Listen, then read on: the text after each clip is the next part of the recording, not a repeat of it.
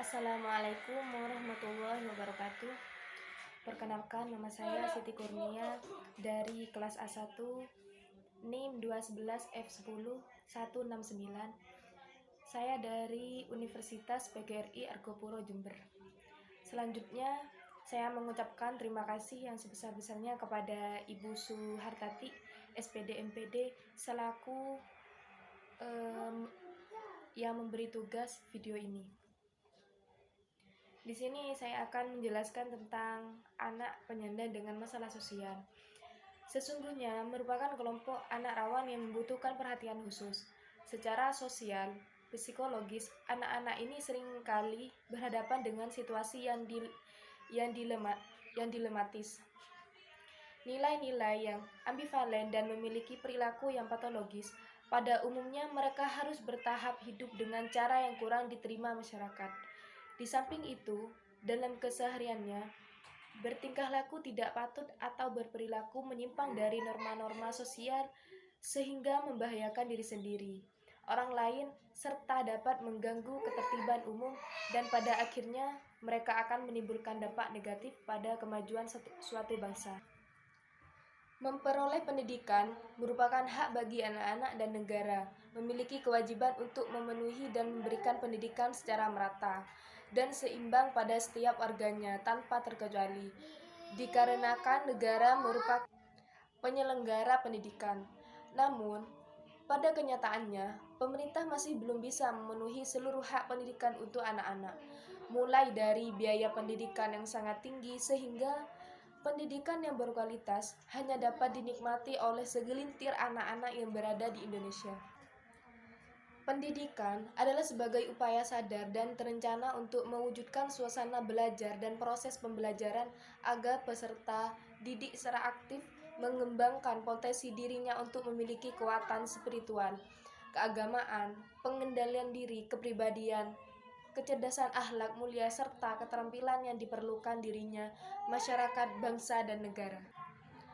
Anak penyandang masalah sosial adalah seseorang anak yang memiliki hambatan, kesulitan, atau gangguan, tidak dapat melaksanakan fungsi sosialnya, sehingga tidak dapat terpenuhi kebutuhan hidupnya, jasmani, rohani, dan sosial, secara memadai dan wajar.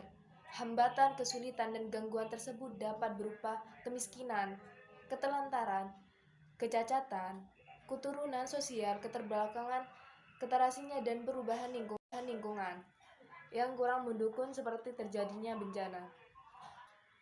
Nah, sekarang faktor penyebab timbulnya penyandang masalah sosial.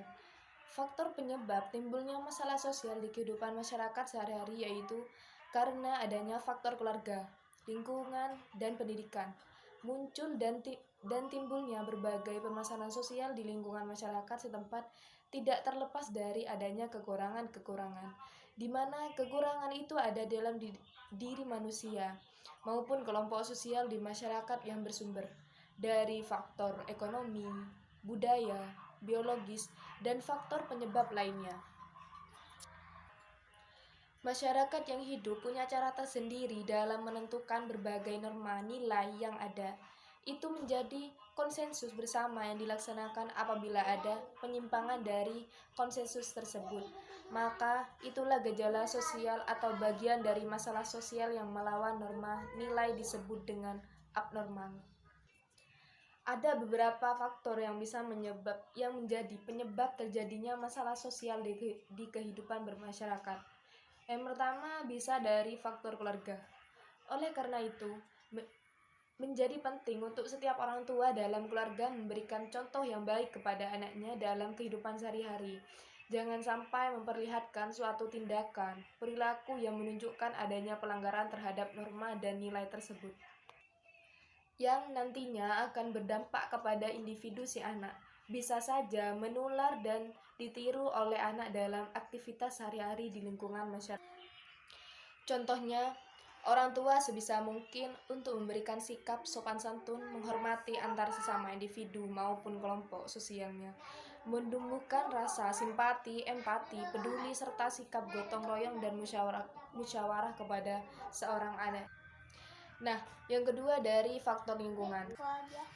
Nah, Lingkungan masyarakat di mana individu itu sering melakukan komunikasi dan interaksi sosial menjadi penting, karena lingkungan bisa saja memberikan pengaruh terhadap munculnya berbagai penyimpangan atau penyakit sosial di masyarakat. Misalnya, contoh pola lingkungan yang warganya yang sering melakukan bermain, jadi mabuk-mabukan atau sering melakukan tindakan kriminal.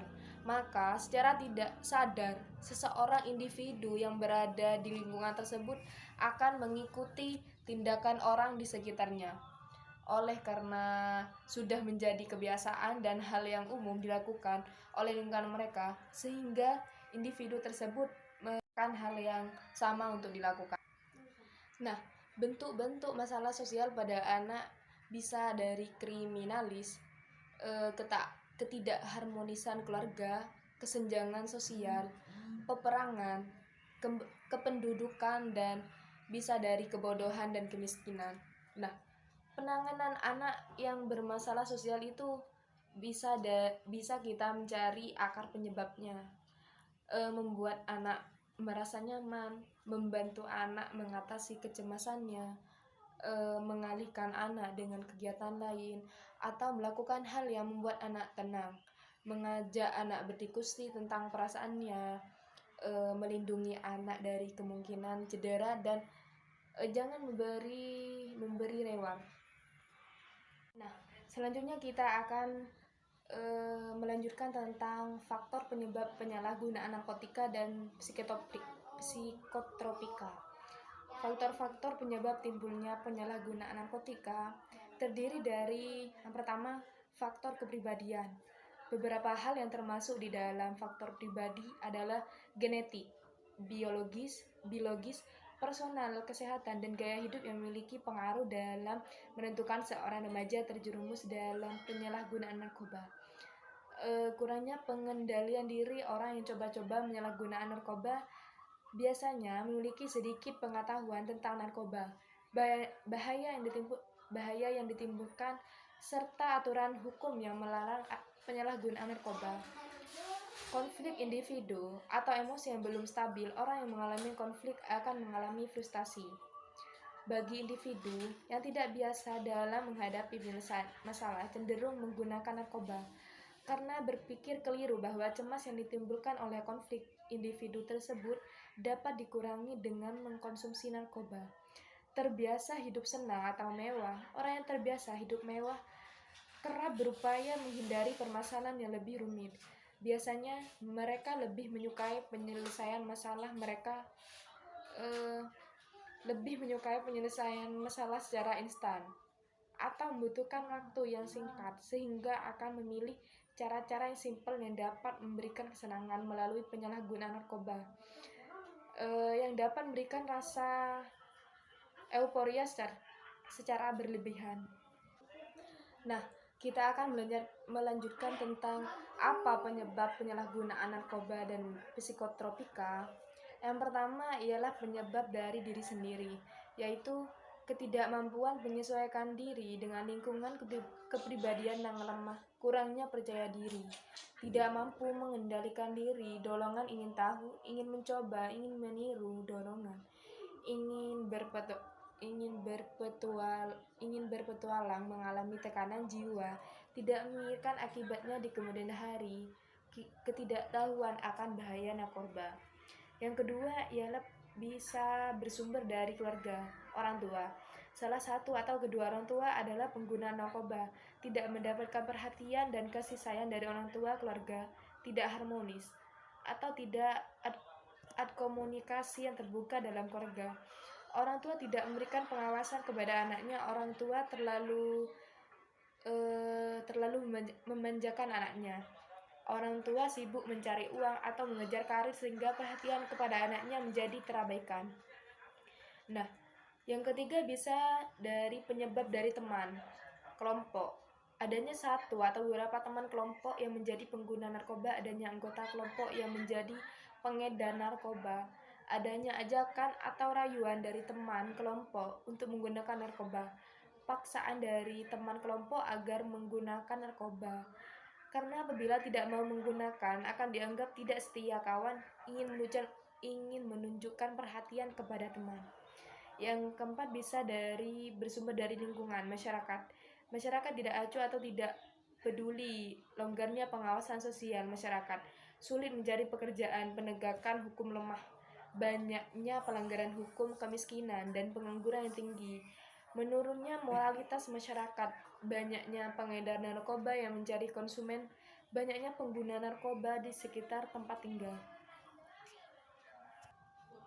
Nah, di sini kita dapat menyimpulkan anak penyandang masalah sosial adalah seseorang atau anak yang memiliki hambatan, kesulitan, atau gangguan tidak dapat melaksanakan fungsi sosialnya, sehingga tidak dapat terpenuhi kebutuhan hidupnya secara memadai dan wajar. Faktor penyebab timbulnya masalah sosial di kehidupan masyarakat sehari-hari yaitu karena adanya faktor keluarga, lingkungan, dan pendidikan. Apabila ada penyimpangan dari konsensus tersebut, maka itulah gejala sosial atau bagian dari masalah sosial yang melawan norma atau nilai yang disebut dengan abnormal. Sikap dan tindakan yang dilakukan bisa terus sejalan dengan nilai norma yang berlaku di masyarakat, membantu anak mengatasi kecemasan.